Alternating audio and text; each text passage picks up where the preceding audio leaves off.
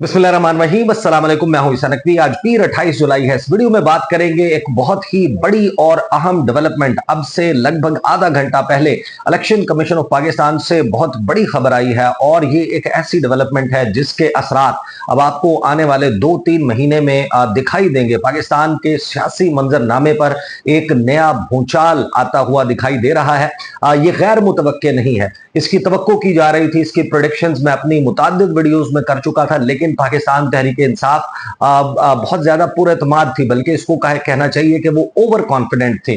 During the course of this video मैं आपको ये भी बताऊंगा कि जब ये मामला वकूअ पजीर हो रहा था या फिर इसकी तैयारी या इसकी इतलात आना शुरू हो चुकी थी, तो मैंने बड़े वाज़ेह अंदाज में बैरिस्टर गौहर साहब से, चेयरमैन पाकिस्तान तहरीक इंसाफ खैबर पख्तूनख्वा हाउस में, वो प्रेस कॉन्फ्रेंस के फौरन बाद जब बाहर निकल रहे थे तो मेरी उनसे बड़ी तफसील के साथ इसके हवाले से बात हुई। हम पार्किंग में ही मौजूद थे और बैरिस्टर गौहर साहब उस वक्त बड़े ही कॉन्फिडेंट थे। मैं आपको बताऊंगा उन्होंने क्या गुफ्तगू की थी, और आज अभी यानी कि चंद मिनट पहले उन्होंने जो ट्वीट किया है उसमें वो वही बात करते हुए दिखाई दे रहे हैं। लेकिन पाकिस्तान तहरीक इंसाफ जिस सूरत हाल से दो चार है, उसके चेयरमैन को क्या इतना, यानी कि आप इसको सादगी कह सकते हैं या आप इसको ये कह सकते हैं कि नाइव जो है वो अप्रोच पाकिस्तान तहरीक इंसाफ की कैसे हो सकती है इस अहम तरीन मामले पर।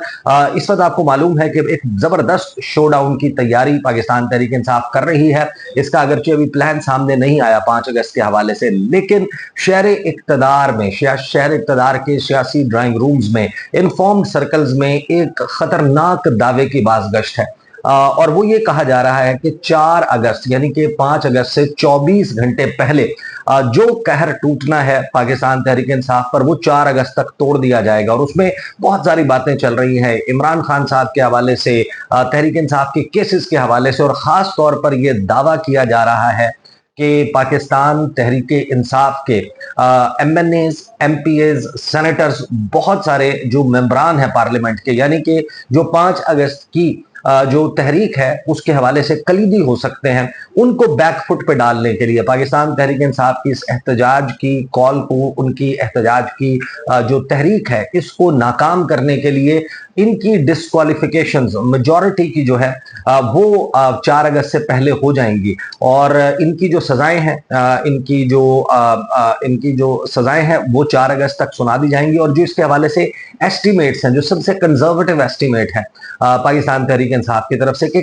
कम अज कम 25 जो अरकान हैं उनको सजा दे दी जाएगी। और जो ज्यादा से ज्यादा अंदाजा लगाया जा रहा है वो 70 है, यानी कि समवेयर बिटवीन 25 एंड 70 जो अरकान है पाकिस्तान तहरीक इंसाफ के, उनको अपनी नशिस्तों से हाथ धोना पड़ सकते हैं। अब इलेक्शन कमीशन ऑफ पाकिस्तान ने हैरानकुन तौर पर जो नोटिफिकेशन जारी किया है, मैं नोटिफिकेशन भी आपके सामने रखता हूं। आइन के जिस आर्टिकल का हवाला दिया गया है उस आर्टिकल का रेफरेंस भी मैं आपके सामने रख दूंगा। बैरिस्टर गौहर की जो ट्वीट है उसके ऊपर भी बात कर लेंगे। लेकिन एक वाज़ेह तौर पर डबल स्टैंडर्ड जो है वो नजर आया, लेकिन ये डबल स्टैंडर्ड जो है ये मुतवक्के था। इसके हवाले से कोई ऐसी चीज नहीं हुई कि जिसने चौंका दिया हो या जिसने हैरान कर दिया हो। इलेक्शन कमीशन ऑफ पाकिस्तान के नोटिफिकेशन पहले मैं आपके सामने रख देता हूं। और ये मामला उस वक्त शुरू हो गया था जिस वक्त सरगोदा की इंसदाद दहशतगर्दी अदालत ने सजाएं सुनाई थी, 10-10 साल की सजाएं पाकिस्तान तहरीक इंसाफ के मुख्तलिफ कारकुनान को। और साथ में मलिक अहमद खान बच्चर जो मेंबर हैं, पंजाब असम्बली के मेंबर, अब तो ये कहना चाहिए कि मेंबर थे, और अपोजिशन लीडर पंजाब असम्बली में, उनको साथ ही मलिक अहमद चट्ठा, जो अहमद चट्ठा साहब जो हैं, उनको सजा सुनाई गई। साथ में बिलाल एजाज हैं, उनको सजा सुनाई गई। और फिर इसी तरीके से कोट लखपत के जेल से जो फैसला आया, उस फैसले के बाद एक बहस छिड़ गई थी कि आया इन फैसलों के नतीजे में क्या इन लोगों की डिस्क्वालिफिकेशन भी हो जाएगी, क्या इनको डी सीट भी होना पड़ेगा। इसके हवाले से अब जो नोटिफिकेशन जारी किया, मैं आपके सामने नोटिफिकेशन रीड आउट कर देता हूं इलेक्शन कमीशन ऑफ पाकिस्तान से। और ये हैरानी की बात है। मैं आपको बताऊंगा कि किस तरीके से ये बहुत हैरानकुन है कि कल इलेक्शन कमीशन ऑफ पाकिस्तान में, यानी कि 29 जुलाई को क्या होना है। और अगर 29 जुलाई को जो इलेक्शन कमीशन ऑफ पाकिस्तान करने जा रहा है, फिर उसकी जस्टिफिकेशन क्या है। अगर 28 जुलाई को ये नोटिफिकेशन आना है, नोटिफिकेशन आता है इलेक्शन कमीशन ऑफ पाकिस्तान का, dated from Islamabad, dated 28 July 2025।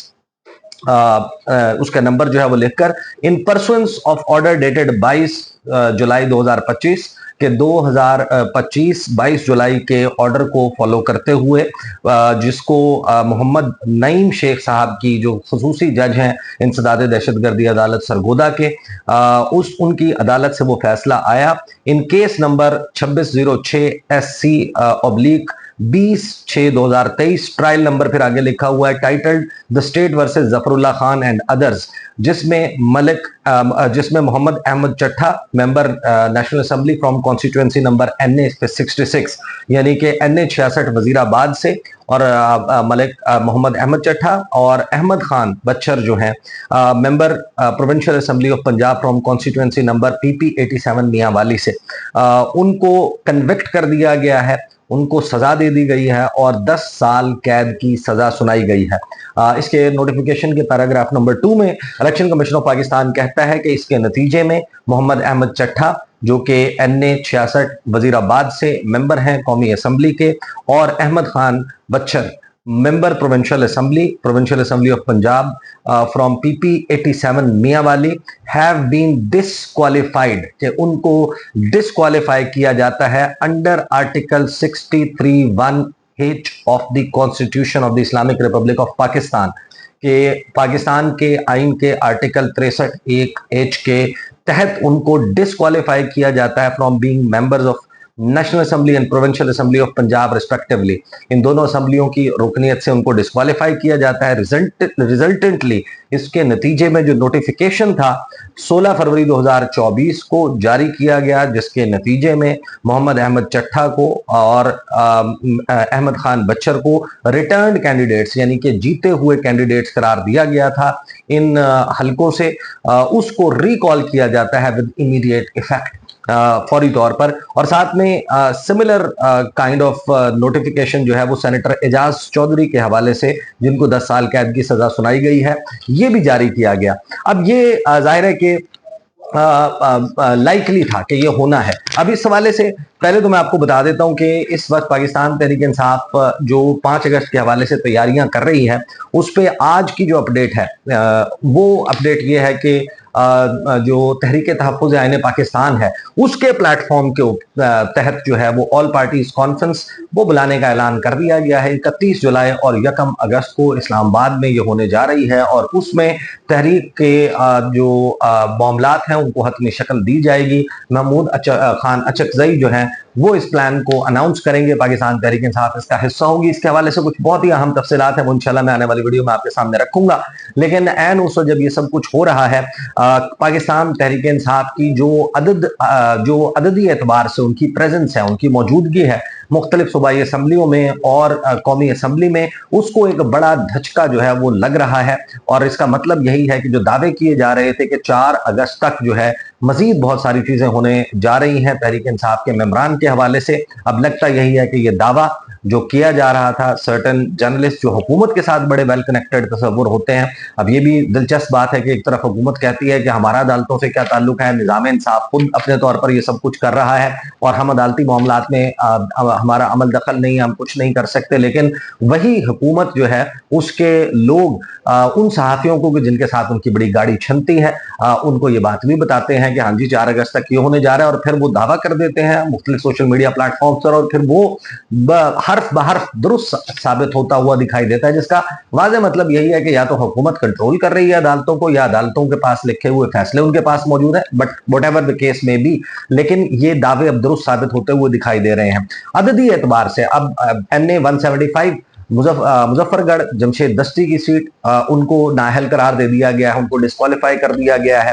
Ahmad Chatha NA 66 Wazirabad PP 87 Mianwali Malik Ahmad Khan बच्चर, फिर मियां अजहर साहब जो हैं वो उनका इंतकाल हो गया NA 129 लाहौर।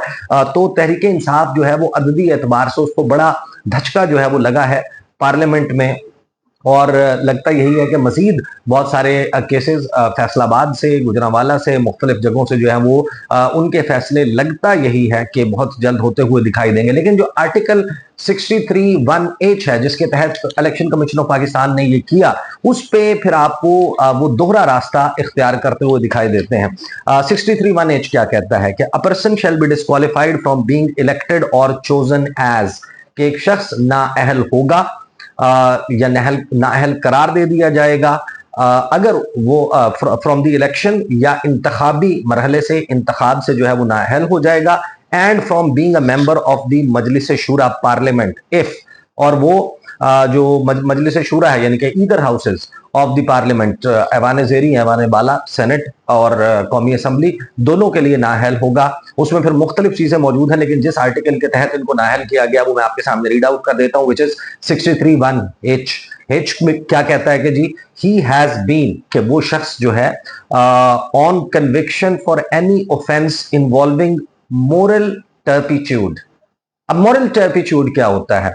इखलाक बाख्तगी या इखलाकी पस्ती का कोई जुर्म है, उसके तहत उसको सजा सुनाई गई हो, कन्विक्शन हुई हो, सेंटेंस टू इम्प्रिजनमेंट, कैद की सजा सुना दी गई हो, for a term of not less than 2 years, कि 2 साल से जायद सजा जो है वो उसको सुनाई गई हो, unless a period of 5 years has elapsed since his release, कि अगर तो उसको 4 साल कैद की अगर सजा सुनाई गई है फॉर एग्जाम्पल, और वो 4 साल पूरे हुए, वे 5 साल का अरसा गुजर गया, फिर तो वो इलेक्शन लड़ सकता है, अदरवाइज वो इलेक्शन नहीं लड़ सकता। अब now in this case technically बात क्या बड़ी अहम हुआ, ये कि जब ये सरगोदा की इंसदादी दहशतगर्दी अदालत का फैसला आया, और आपको याद होगा यहीं पे मैंने बैठ के एक वीडियो की थी और मैंने कहा था कि मैं जा रहा हूँ खैबर पख्तूनख्वा हाउस, वहां पर प्रेस कॉन्फ्रेंस हो रही है, शेख वकास अकरम और दीगर लोग करेंगे। उस प्रेस कॉन्फ्रेंस के फौरन बाद मैं वहां पर मौजूद था। बैरिस्टर गौहर जो है उनसे मैंने पूछा, मैंने कहा कि जी इसके तहत तो आपके लोग अब डिस्क्वालीफाई होने जा रहे हैं, तो आपकी क्या स्ट्रेटेजी है? आप बाइकआउट करेंगे ज़मीनी इंतखाबात का, क्योंकि आपके लोग ये कहते हैं कि फिर वो समड़ियाल जैसा इलेक्शन होगा, और जिस तरीके से वहां पर इल्जामात लगे थे। माजरत मैं पानी पी लूं, अगर आपकी इजाजत हो तो पानी पीने की इजाजत चाहिए आपसे।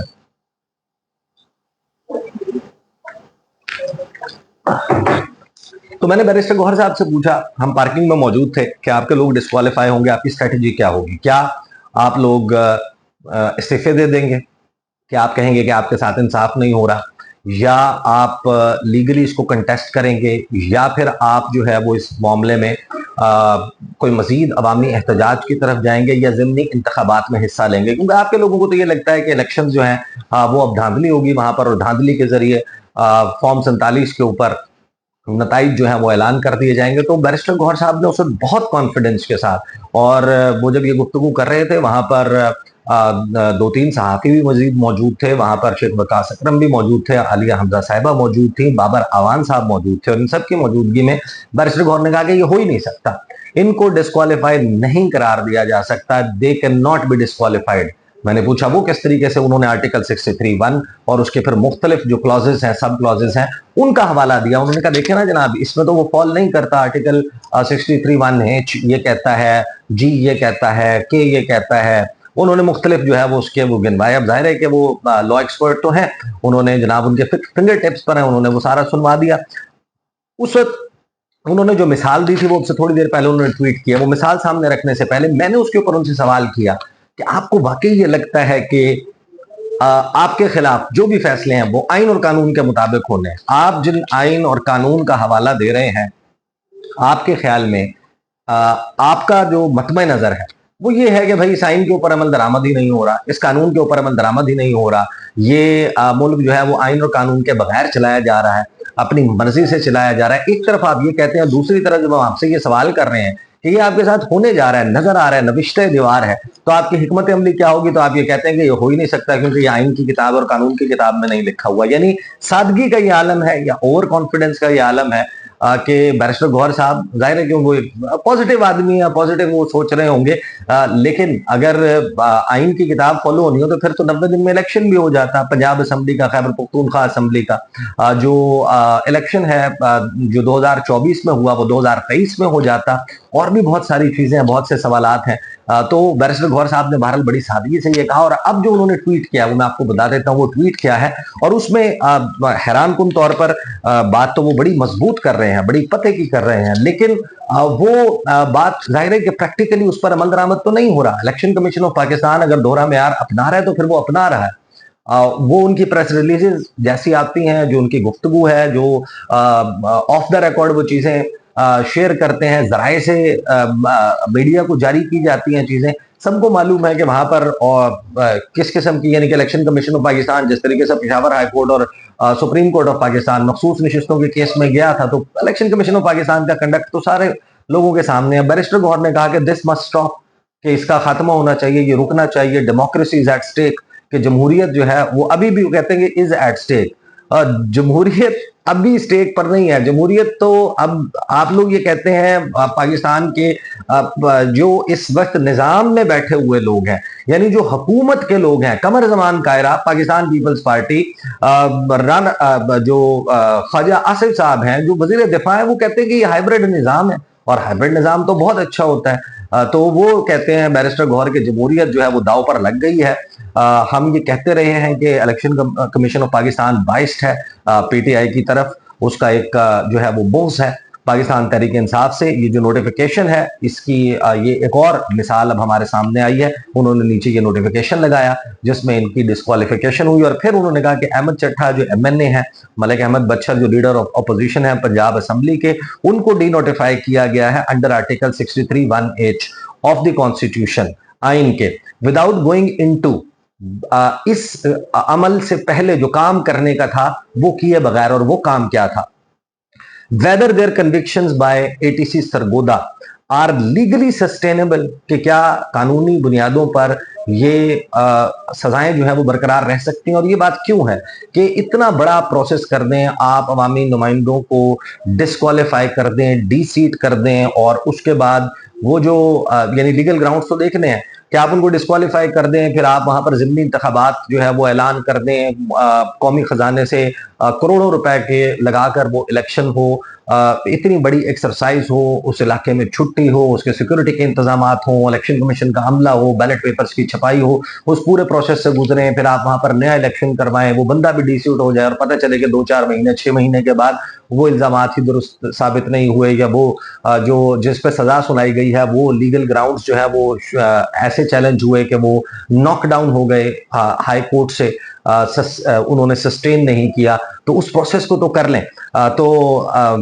जो बैरिस्टर गौहर साहब हैं वो ये कहते हैं कि सस्टेनेबल है या नहीं, but none of the offences of which they were wrongfully convicted were offenses of moral turpitude, कि ये तो वो moral turpitude के, इखलाक बाख्तगी के या इखलाकी पस्ती के जराइम ही नहीं कि जिनकी बुनियाद के ऊपर चाहे उन्होंने किए हैं या नहीं किए हैं, लेकिन ये moral turpitude में के कैटेगरी में जो है वो फॉल नहीं करते। To attract article 63(1)H, in fact फिर वो मिसाल देते हैं कि the case of Abdul Latif Chitrali sahab जो है, our MNA from Chitral, convicted by anti terrorism court Islamabad on 30/5/2025। यही मिसाल उन्होंने वहां पर पार्किंग में खड़े होकर दी थी। उन्होंने कहा कि देखे ना जी, अब्दुल लतीफ चित्राली जो है हमारे एमएनए, उनको मई की 30 तारीख को एटीसी इस्लामाबाद से सजा सुनाई गई थी, तो ये 4 अगस्त तक तो हो ही नहीं सकता। उनको तो अभी नोटिस किया हुआ है, अभी तो उनकी हियरिंग होनी है, समाअत होनी है इसी मामले पर इलेक्शन कमीशन ऑफ पाकिस्तान में, लिहाजा कोई डी नोटिफाई नहीं किया जा सकता। ये नहीं होने लगा तो अब वो वही मिसाल दे रहे हैं। वो कह रहे हैं कि जो ईसीपी है, हमारे एमएनए को एंटी टेररिज्म कोर्ट ने इस्लामाबाद की जो है वो सजा सुनाई, कन्विक्ट किया 30 मई 2025 को। इलेक्शन कमीशन ऑफ पाकिस्तान जो है उसने नोटिस इशू किया है कि क्या उनकी डिस्क्वालिफिकेशन होनी चाहिए, और केस कल यानी 29 जुलाई को समाअत के लिए मुकर्रर है। तो ये सेल्फ कंट्राडिक्शन है। अब कंट्राडिक्शन तो है, लेकिन अब ये इसी तरीके से अब देखना है कि आने वाले 2-3 दिनों में, 4 दिनों में मजीद कौन से फैसले आते हैं। साइड बाय साइड जो डेवलपमेंट चल रही है, आज इस्लामाबाद में भी एक इजलास हुआ है, पसे पर्दा जो डेवलपमेंट्स हो रही हैं तहरीक इंसाफ की तैयारी के हवाले से, खास तौर पर कुछ बहुत ही अहम और एक्सक्लूसिव तफसीलात हैं, वो इंशाल्लाह अगली वीडियो में आपके सामने रखूंगा। अब तक के लिए इतना ही, इजाजत दीजिए, अल्लाह हाफिज।